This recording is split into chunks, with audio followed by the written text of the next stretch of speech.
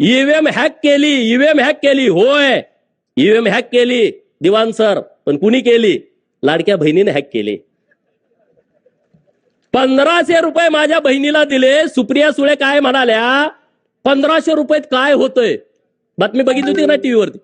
1500 रुपयात काय होतंय? मी सांगितलं, चॅनेलवाल्यांनी मला विचारलं, ताई असं बोलतात की 1500 रुपये मध्ये काय होतंय?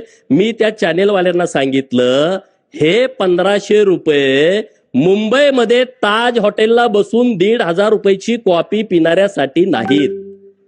हे 1500 रुपये ट्रायडंट हॉटेलला 1,000 रुपयाचा चहा पिणाऱ्यासाठी नाहीत. 2-3 लाखाचा गॉगल घालणाऱ्यांच्यासाठी हे अजिबात नाही आहे.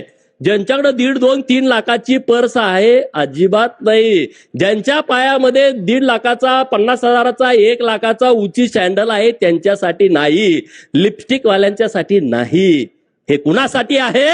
मार्करवाडीमध्ये जी माझी बहीण रानामध्ये काम करते आणि तिच्या अंगामध्ये ताप आला,